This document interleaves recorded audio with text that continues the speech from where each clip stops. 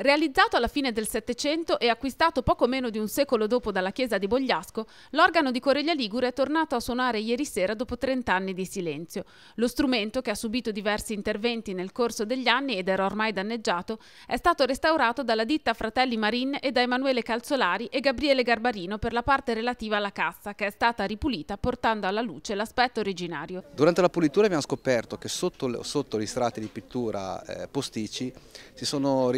rivelate le lacche originali e soprattutto un'enorme presenza di argento d'epoca. Questo ci ha consentito di recuperare nell'originalità quello che era la struttura originale appunto dell'organo. Alcuni pezzi erano stati modificati e tagliati soprattutto per quanto riguarda la tastiera,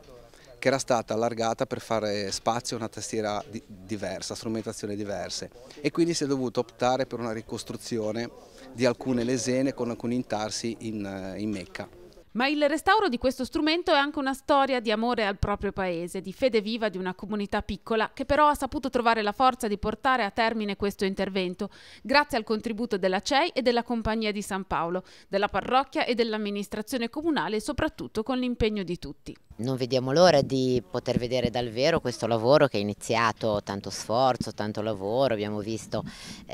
piccole parti che venivano fatte, adesso vedere tutto l'insieme finalmente certamente è una grande gioia. Il suono dell'organo